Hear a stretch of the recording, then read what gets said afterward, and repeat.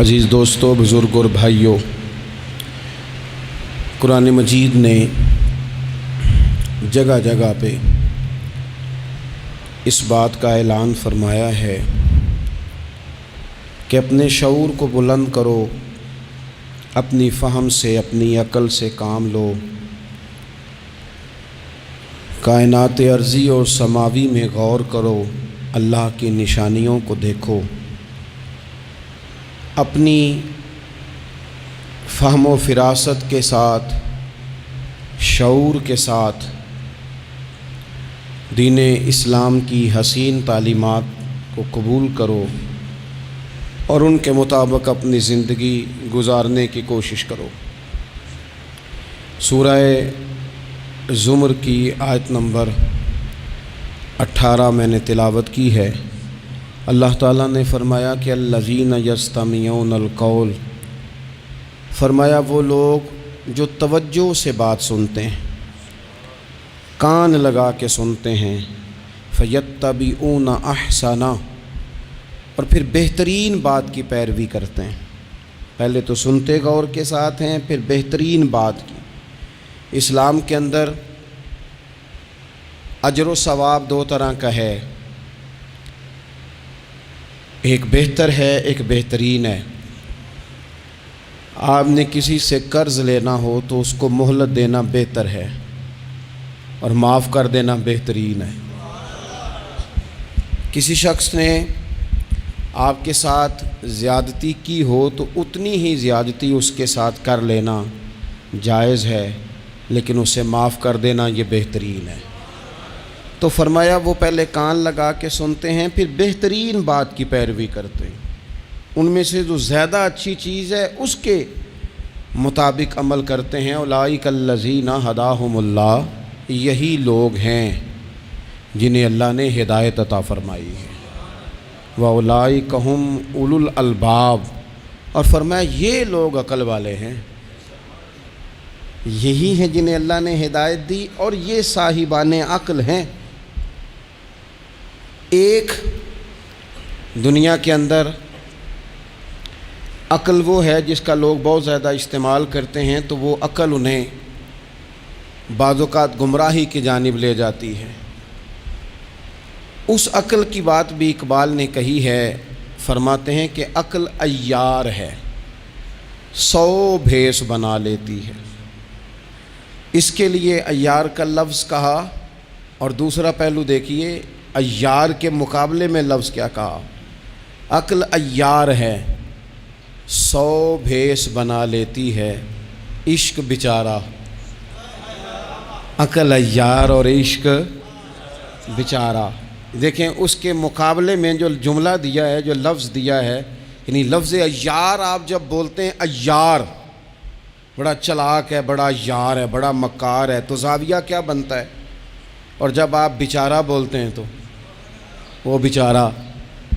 اب زاویہ دیکھیے کیا کھینچا، کہنے لگے عقل عیار ہے، 100 بھیس بنا لیتی ہے، عشق بیچارہ، نہ ملا ہے، نہ زاہد، نہ حکیم، یہ کچھ بھی نہیں، یہ بیچارہ کچھ بھی نہیں، بیچارہ جو ہوا۔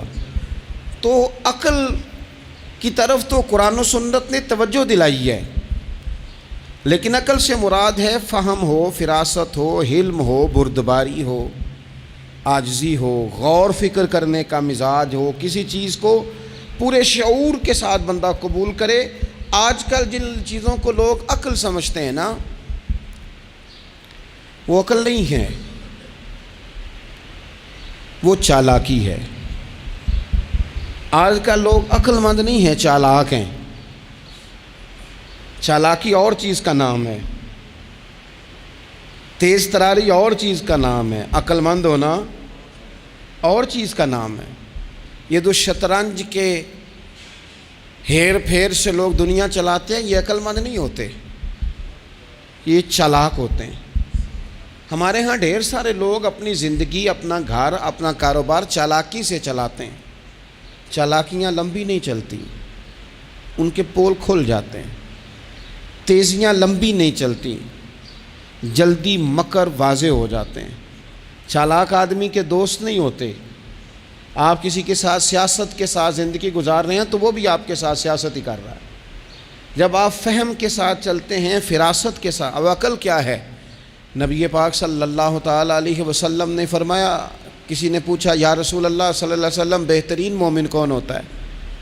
تو نبی پاک علیہ الصلوۃ والسلام نے فرمایا جس کا اخلاق زیادہ اچھا ہو۔ تو یا رسول اللہ عقل مند کون ہوتا ہے؟ تو نبی پاک علیہ السلام نے فرمایا عقل مند وہ ہوتا ہے جو موت کو کثرت سے یاد کرے اور اپنی آخرت کی تیاری کرے۔ یہ عقل ہے، یہ شعور ہے۔ لیکن وہ چالاکی کے ساتھ دنیا داری میں بڑا اپنا نام بنا لے، بڑے پیسے جمع کر لے، بڑا جناب گھروندہ تیار کر لے، تو یہ چالاک ہے، عقل مند نہیں۔ فہم والے بنیں، شعور والے بنیں، اپنی زندگی فہم کے ساتھ گزاریں۔ آپ اپنے شعور کی بلندی کی طرف بڑھیں، اپنے بچوں کو تیز نہ کریں، چالاک نہ کریں۔ ایک درویش سے میری ملاقات ہوئی تو وہ بڑے بھولے بھالے تھے، ان کے بچے بھی بھولے بھالے تھے۔ تو میں نے سارے خاندان میں سب بھولے بھالے لوگ دیکھے، تو میں نے ان سے کہا کہ یہ کیا ماجرا ہے؟ تو کہنے لگے ہمارے دادا جی نے دعا کی تھی کہ یا اللہ میرے بچے چالاک نہ ہوں،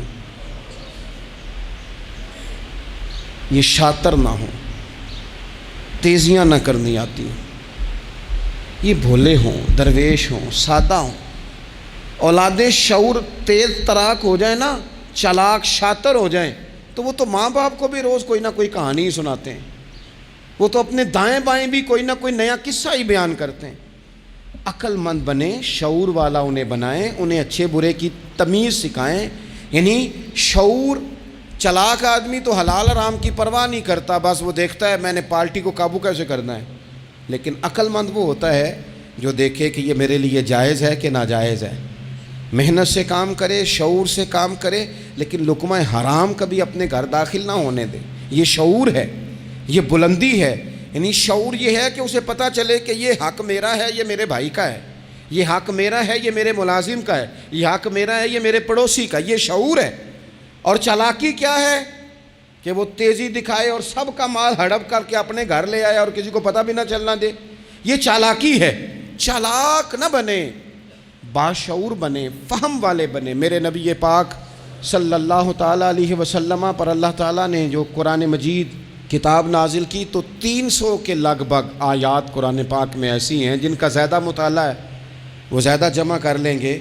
300 کے قریب آیات ایسی ہیں جس میں اللہ تعالیٰ نے عقل اور شعور کی طرف بڑھنے کا حکم دیا ہے۔ فرمایا عقل والو غور کرو، تم دیکھتے نہیں زمین و آسمان میں اختلاف ہے، رات اور دن آتے جاتے ہیں، اس میں غور کرو، اس میں نشانیاں ہیں، پر ان کے لیے جو عقل رکھتے ہیں، جو شعوری بلندی رکھتے ہیں، تیزی نہیں، چالاکی نہیں، شاطر پن نہیں۔ ابو جہل جو تھا نا وہ بیوقوف آدمی نہیں تھا، دور دراز سے لوگ اس کے پاس اپنے مقدمات کا فیصلہ کرانے آتے تھے۔ چالاک آدمی تھا، اتنی زبردست بات کرتا تھا، اتنی اچھی باتیں سناتا تھا کہ لوگ لوٹ پوٹ ہوتے تھے، گھنٹوں بیٹھ کے لوگ اس کی بات سنتے تھے، لیکن شاطر تھا، عقل مند نہیں تھا۔ اگر عقل مند ہوتا تو اسے نظر آ جاتا کہ وہ دیکھو آفتاب نبوت چمک رہا ہے، وہ غلام ہو جاتا رسول پاک کا۔ لیکن وہ چالاک تھا، چالاکیاں کرتا رہا، تیزیاں دکھاتا رہا۔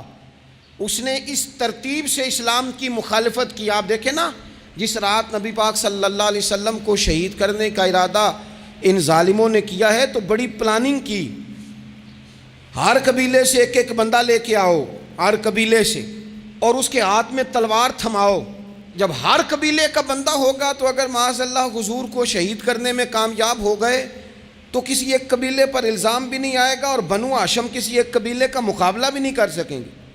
اس چالاکی سے، یہ کبھی لوگوں کی سمجھ میں باتیں نہیں آتی تھی پر چالاک تھے، اس چالاکی سے یہ دین کی مخالفت کرتے تھے، یہ تیزی دکھا کے مخالفت کرتے تھے، اور جناب صدیق اکبر دفاع کی کوششیں کرتے تھے۔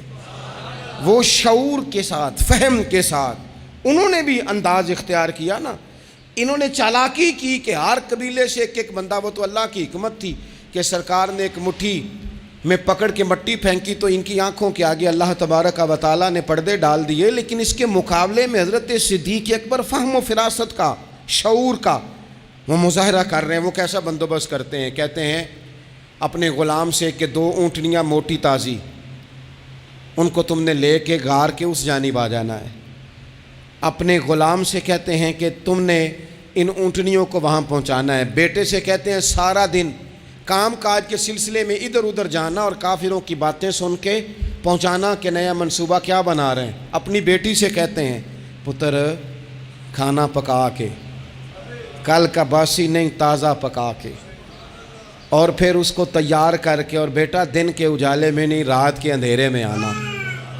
اب یہاں اقبال بولے، اقبال کہنے لگے جب عشق سکھاتا ہے آداب خود آگاہی، عشق بھی ایک عقل دیتا ہے. جب عشق سکھاتا ہے آداب خود آگاہی تو کھلتے ہیں غلاموں پر اسرار شہنشاہی. پھر وہ غلاموں کو بادشاہ بنا دیتا ہے. تو کہا رات کو وہاں کھانا پہنچانا یہ ان کا شعوری فیصلہ ہے. اور رستے میں حضرت صدیق اکبر بھی شعور کا مظاہرہ کرتے ہوئے حضور کو لے کے جا رہے ہیں. انہوں نے بھی پلاننگ کی، منصوبہ بندی کی، پر چالاکی سے حضرت صدیق اکبر بھی اپنا شعور استعمال کر رہے ہیں. رستے میں ایک شخص ملتا ہے جناب صدیق اکبر کو، یہ شعور ہے، یہ فہم ہے، یہ فراست ہے. ایک شخص رستے میں ملتا ہے.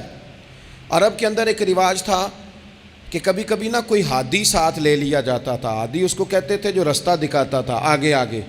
وہ کوئی تھوڑا بہت نذرانہ لیتے تھے، رقم لیتے تھے، رستہ دکھاتے تھے. چونکہ رستہ بتانا بڑی دور دور تک آبادی نہیں ہوتی تھی تو پوچھیں گے کس سے اگر بھول گئے تو ایک شخص ساتھ رکھ لیا جاتا تھا. رستے میں ایک شخص ملا جو مدینہ شریف سے جا رہا تھا مکہ مکرمہ. حضرت صدیق اکبر کو وہ جانتا تھا، نبی پاک علیہ السلام کا بظاہر آشنا نہیں تھا. حضرت ابوبکر صدیق سے پوچھتا ہے یہ کون ہے؟ اب حضرت صدیق اکبر کا شعور دیکھو، وہاں شعور اسلام کی مخالفت میں چالاکی استعمال ہو رہی، یہاں شعور دفاعی اسلام میں استعمال ہو رہا ہے. یہ فہم ہے، یہ عقل ہے. حضرت صدیق اکبر رضی اللہ تعالیٰ عنہ فوراً سوچنے لگے، فرمانے لگے اگر حضور کا نام بتا دیا یہ تو جاتے ہی فوراً ان کو بتائے گا کہ میں نے نبی پاک کو جاتے دیکھا ہے.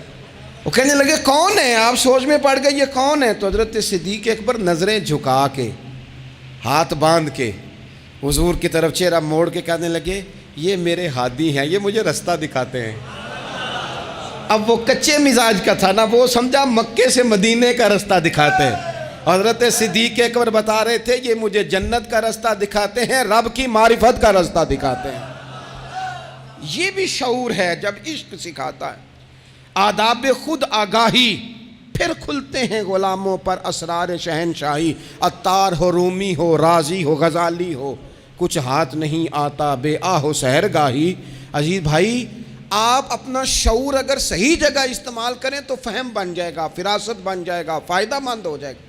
لیکن نہیں، چالاکی کی طرف لوگ بڑھنے لگے، پتے پھینکنے لگے، کہانیاں سنانے لگے. کون سا ایشو ہے جس کو آج اٹھایا جائے؟ کون سی بات ہے جس کا پراپوگنڈا کر کے اپنے آپ کو مشہور کیا جائے؟ کیا ہے جو سوسائٹی میں پھینکی جائے بات تو لوگ توجہ کریں گے ہماری سیاسی جماعت کی طرف؟ کیا اس طرح کا ماحول بنایا جائے؟ کس طرح کر کے پیچ و تاب کیا جائے؟ کس طرح کر کے لوگ توڑے جائیں؟ کس طرح بنائے جائیں؟ نہیں، اس طرح لوگ کمزور ہو جاتے ہیں. اس طرح شعور نہیں رہتا قوموں کے پاس.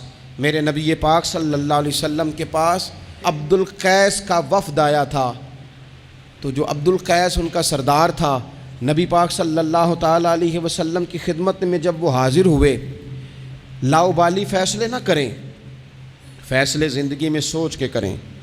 آپ کسی بھی چیز کے سربراہ ہیں، آپ مسجد کے صدر ہیں یا قبیلے والے آپ سے فیصلہ کراتے ہیں، یا آپ کسی جماعت کو لیڈ کرتے ہیں، یا خاندان والے آپ کو بڑا سمجھتے ہیں، یا کوئی آدمی آپ کو دینی تعارف سے پہچانتا ہے، تو فہم کے ساتھ، دانائی کے ساتھ، حکمت کے ساتھ آپ اس کو لے کے چلیں.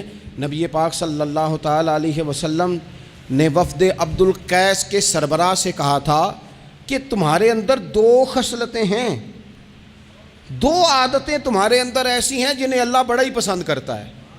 یا رسول اللہ کون کون سی؟ فرمایا ایک تو تم عقل والے ہو، اور دوسرا بردبار ہو، حلم والے ہو.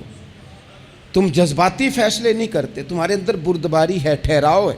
یہ 2 باتیں، تمہاری سمجھداری اور تمہارا ٹھہراؤ، یہ اللہ کو بڑا ہی پسند ہے. بڑی جذباتی باتیں لوگ کرتے ہیں، بڑا گھروں کے اندر ماحول خوفناک ہو جاتا ہے، قبیلوں میں ماحول خوفناک ہو جاتا ہے، جماعتوں میں خوفناک ہو جاتا ہے.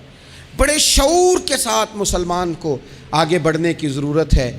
یہ جو مسلمانوں نے فتح یابی حاصل کی ہے نا بڑی ساری جگہوں پہ، اللہ تبارک و تعالیٰ نے مسلمانوں کو کامیابیاں دیں۔ مسلمان اپنی تعداد کی قلت کے باوجود، اسلحے کی قلت کے باوجود بڑی جگہوں پہ کامیاب رہے۔ اللہ تبارک و تعالیٰ نے انہیں بڑا سارا نوازا۔ تو اس کے اندر بھی قرآن مجید کی سورہ انفال جب ہم دیکھتے ہیں تو اللہ تبارک و تعالیٰ نے وہاں ارشاد فرمایا کہ مسلمان 100 ہوتا ہے اور وہ صبر کرتا ہے تو وہ 200 کا مقابلہ کرتا ہے، 1000 ہوتا ہے وہ صبر کرتا ہے اور مقابلہ 2000 کا کرتا ہے مسلمان۔ کیوں بھلا؟ اس لیے کہ سورہ انفال میں رب فرماتے ہیں کافر وہ قوم ہے کہ قوم اللہ یعقلون، وہ قوم تو ہیں پر ان کے پاس عقل کوئی نہیں، وہ چڑھ دوڑتے ہیں کہ مار دیں گے، مر جائیں گے، آج انہیں ختم کر کے رہیں گے، وہ شعور کے ساتھ میدان میں نہیں آتے۔ لیکن نبی پاک صلی اللہ علیہ وسلم جب اپنے لوگوں کو لے کے جاتے تھے، حضور انہیں سمجھاتے تھے، صف بندی کرتے تھے۔ نبی پاک علیہ الصلوۃ والسلام ایک طریقہ بتاتے تھے کہ جھنڈا تمہارے ہاتھ میں رہے گا، اگر یہ آدمی شہید ہوتا ہے تو جھنڈا بھائی مدد اللہ کی ہے، لیکن حکمت کے تقاضے سارے پورے کیے جائیں، وہ سارے کام کیے جائیں جو وقت کے تقاضوں کی ضرورت کے مطابق ہوں۔ رسول پاک صلی اللہ علیہ وسلم ان کو بتایا کرتے تھے کہ تم نے اس درے پہ ڈیوٹی کرنی ہے، کوئی نیچے نہ اترے جب تک ہم نہ کہیں، تم یہاں کھڑے رہو۔ ایک آدمی کو پیچھے رکھتے تھے، تم نے قافلے کے بالکل پیچھے آنا ہے، اگر کسی کا سامان گر جائے، کوئی اونٹ پیچھے رہ جائے، کوئی مسئلہ ہو جائے، تمہیں پتہ ہو، شعور کے ساتھ، بالیدگی کے ساتھ بیٹھ کر، عقل کے ساتھ، فہم کے ساتھ۔ ہمارے پاس بہت سارے لوگ آتے ہیں، بڑی بڑی جذباتی باتیں بتاتے ہیں، اس طرح بھی کر دیں، اس طرح بھی کر لیں، آپ لوگوں کو یہ بھی بتائیں، بڑے بڑے رکے آتے ہیں، بڑی بڑی باتیں سخت لوگ کرنے کا کہتے ہیں، ایسی کی تیسی کر دیں آپ۔ تو ہمیں پتہ ہے، چلیں تھوڑا سا کتاب و سنت اپنی نظر سے صحیح، تھوڑے علم سے صحیح، پر ہمیں بھی تھوڑا سا پتہ ہے۔ تو میں بہت سارے دوستوں کو کہا کرتا ہوں کہ او بھائی چلو ٹھیک ہے، سخت بات نہیں کرتے، جلال میں نہیں آتے، پر اس کا یہ مطلب تو نہیں نا کہ ہمیں پتہ نہیں کسی بات کا۔ وہ بعض سیاسی لوگ آتے ہیں تو آ کے کہتے ہیں جناب حضرت یہ ہو گیا، فلانے نے یہ کر دیا، فلانے نے یہ کر دیا، تو کئی دفعہ ان پر ہنسی آتی ہے کہ ہمیں سمجھانے آئے ہو، ہمیں سمجھانے آئے ہو۔ او پائی اٹ سٹ تے پکھڑا کوار گندا لسی اور بھی بوٹیاں جاننے آ۔ بات نہ کریں تو بات الگ ہے، اخلاق اجازت نہیں دیتا، بہت ساری باتوں کا جواب دیا نہیں جا سکتا، لیکن آپ کیا سمجھتے ہیں سامنے والا بیوقوف ہے، آپ جو کہیں گے وہ قبول کر لے گا؟ اپنی زندگی میں کبھی بھی جذباتی ہو کر فوراً فیصلہ نہ کریں، کبھی زندگی کے اندر تھوڑا سا چیزوں کو ٹھنڈا کریں، شعور پیدا کریں، آپ فہم پیدا کریں، آپ کوئی ایسا کام کریں جس میں آپ محسوس کریں کہ یہ فیصلہ عقل والا ہے۔ میرے نبی پاک صلی اللہ تعالیٰ علیہ وسلم بھولے بھالے لوگوں سے بھی پیار کرتے۔ حضور کے پاس ایک دیوانی بی بی آئی، دیوانی، اس کے علاقے والے کہتے تھے کہ اس کا تو ذہنی توازن ٹھیک نہیں، لیکن اس نے کہا یا رسول اللہ میری بات سنیں، تو حضور نے اس کی بھی بات سنی۔ نبی پاک پیار کرتے، لیکن آپ کو پتہ ہے کہ رسول پاک صلی اللہ تعالیٰ علیہ وسلم نے ایک اور بات بھی ارشاد فرمائی ہے جو صحیح مسلم میں موجود ہے، سنن ابو داؤد شریف میں موجود ہے۔ حضور جب نماز کی صفیں بناتے نا تو فرماتے میرے قریب قریب وہ لوگ کھڑے ہوا کرو جو عقل مند ہو، جو شعور والے لوگ ہو وہ میرے قریب قریب رہا کرو، باشعور لوگ۔ اور پھر فرمایا جو ان سے زیادہ شعور رکھتے ہیں وہ تھوڑے پیچھے، جو ان سے کم شعور رکھتے ہیں وہ اس سے پیچھے، جو اس سے کم شعور رکھتے، میرے قریب شعور والے لوگ ہوں۔ یعنی محبوب سب کے نبی ہیں، لیکن حضور اپنے قریب ان لوگوں کو بٹھاتے جن کا فہم مضبوط ہوتا۔ اسی لیے حضرت مولا علی شیر خدا رضی اللہ تعالیٰ عنہ فرمایا کرتے تھے وہ بندہ دنیا میں کبھی نہیں ٹوٹتا جس کے مشیر اچھے ہوں۔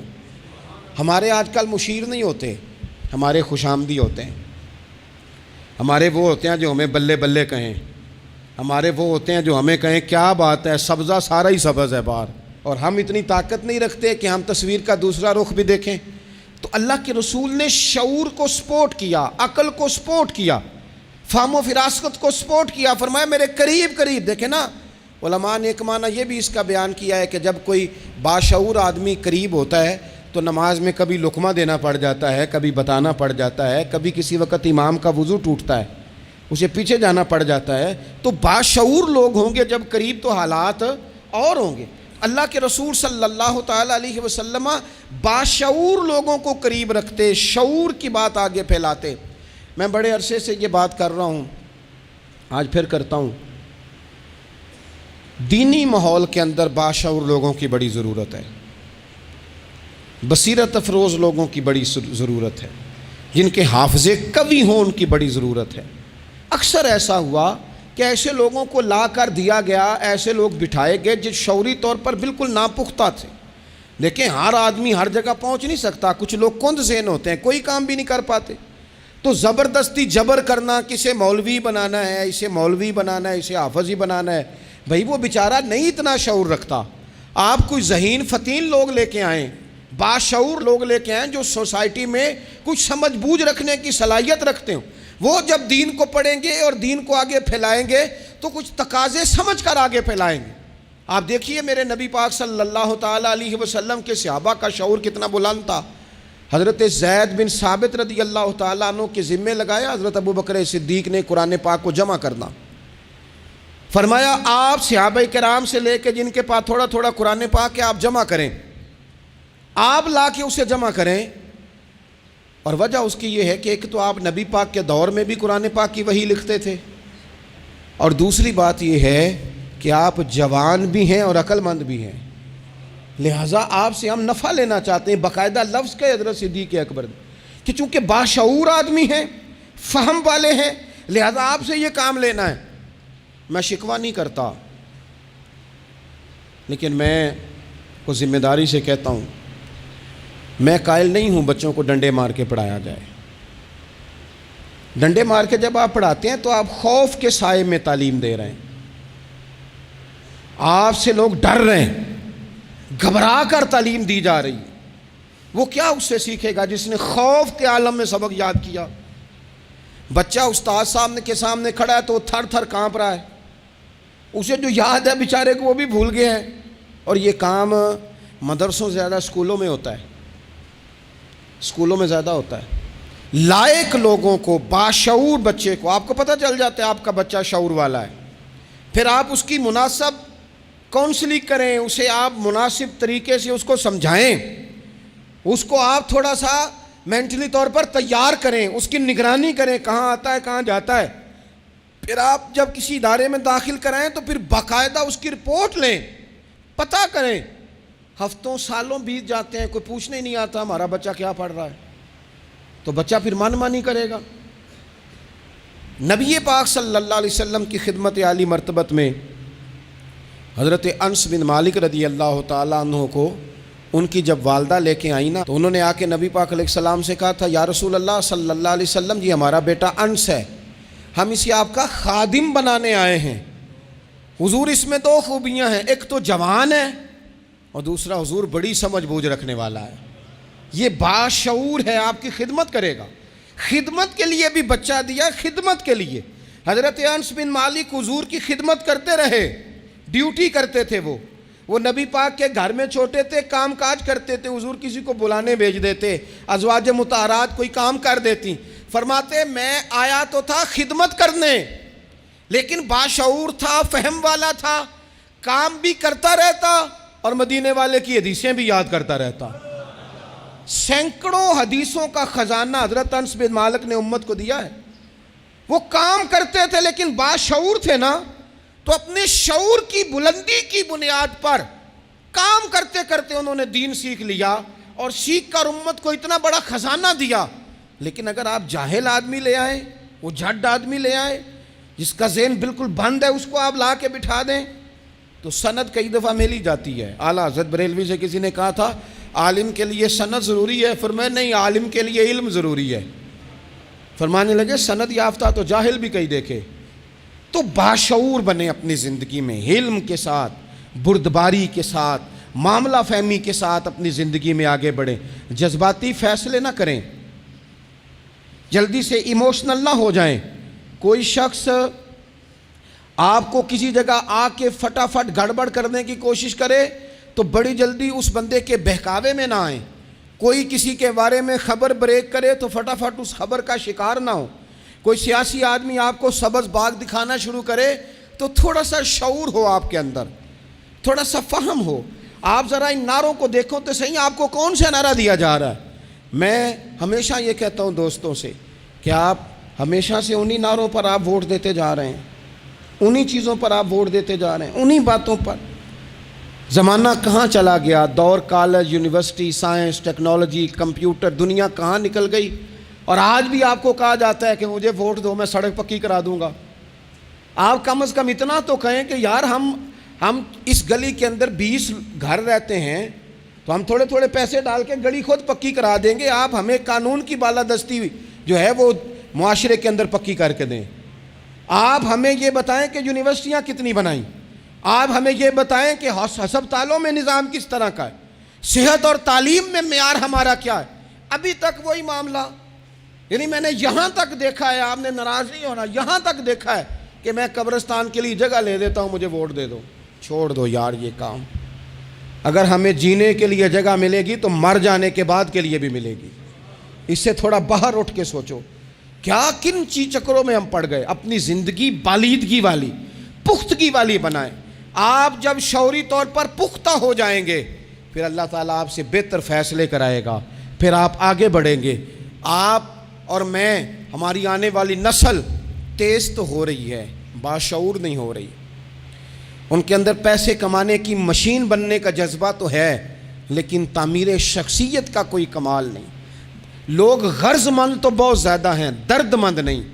لوگوں کی طبیعتوں کے اندر اپنا گھر پکا کرنے کا تو شعور ہے لیکن ذہن پکا کرنے کا شعور نہیں. اس کا نقصان یہ ہو رہا ہے کہ بڑی بڑی کوٹھیوں سے نفسیاتی مریض نکل رہے ہیں. بڑے بڑے مالدار لوگ ایسے ہیں کہ جن کے پاس چونکہ سارا دن جھوٹ بول کے گزارا ہے، سارا دن شو کرنے کا شوق ہے، سارا کچھ دکھانے کا شوق ہے، ان کے پاس سارا کچھ تو موجود ہے لیکن قرار کی نیند نہیں، مسلح کا ذوق نہیں. میں اکثر کہتا ہوں کم سونا ہی بیماری نہیں، زیادہ سونا بھی بیماری ہے. کم کھانا ہی تکلیف کا باعث نہیں، زیادہ کھانا بھی بڑی آزمائش کا باعث. اور میرے بھائی، اقبال جیسے لوگ رو پڑے، کہنے لگے بیوقوف ہونا ہی مسئلہ نہیں، زیادہ چالاک ہونا بھی بڑا ہی مسئلہ ہے. رو کے کہنے لگے عقل کی گتھیاں سلجھا چکا ہوں، خرد کی گتھیاں سلجھا چکا ہوں. یا رب مجھے صاحب جنوں کر دے، یا اللہ مجھے کوئی ذوق بھی دے دے، کوئی میرے اندر درد بھی پیدا کر دے، کوئی مجھے محبت بھی دے دے. عقل ہی عقل رہ گئی. میرے بھائی، باشعور، حلیمی، بردباری، ٹھہراؤ، مزاجوں کے اندر قرار. جلدی ہے ہمارے بچوں کو، جلدی ہے انہیں آگے بڑھنے کی. یہ چور دروازے ڈھونڈتے ہیں، یہ ابھی پوری طرح بولنا نہیں آتا تو یہ اپنے پیج بنانا چاہتے ہیں، یہ اپنے چینل قائم کرنا چاہتے ہیں.